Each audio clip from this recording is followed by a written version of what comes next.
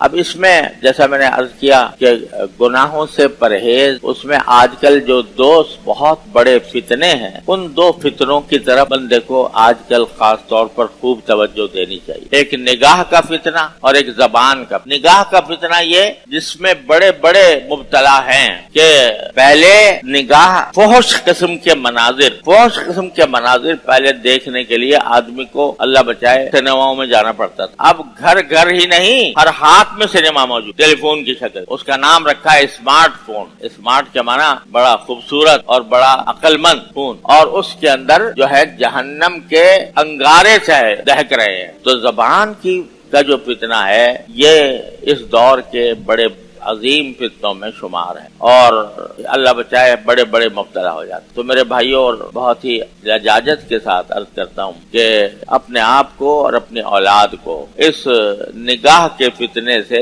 بچائیں، کیونکہ نگاہ کے بارے میں کہا گیا ہے کہ یہ ابلیس کا ایک تیر ہے، شیطان کا ایک تیر ہے، اور اس کے غلط استعمال کے نتیجے میں بندہ اللہ تعالیٰ سے دور ہوتا چلا جاتا ہے۔ جتنا غلط استعمال کرے گا اتنا ہی دور ہو۔ تو اللہ تعالیٰ تو کہہ رہے ہیں میں تمہارے قریب ہوں، اور ہم دور جا رہے ہیں گناہ کے کام کر کر۔ ایک تو اس کا نگاہوں کی حفاظت، اللہ تعالیٰ اپنی رحمت سے ہمیں اس کی توفیق عطا فرمائے۔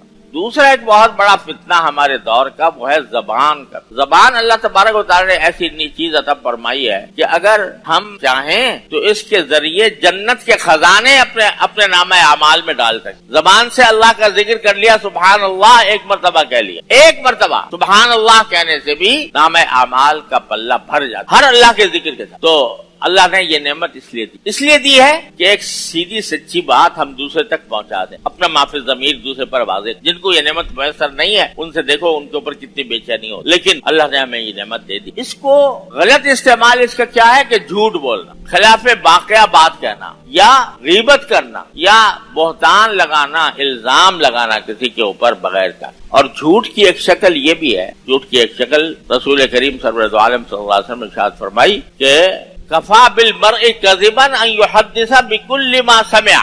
انسان کے جھوٹ کے لیے یہ بات کافی ہے کہ وہ جو بات بھی اس کے کان میں پڑ جائے اس کو آگے چلتا کر دے بغیر تحقیق کیے۔ یہ بھی جھوٹ، یہ بھی گناہ ہے۔ افواہیں پھیلائی جاتی ہیں، ان افواہوں کو بغیر تحقیق کے آگے بڑھا دینا یہ بھی گناہ ہے، گناہ عظیم ہے۔ اللہ تعالیٰ ہماری بات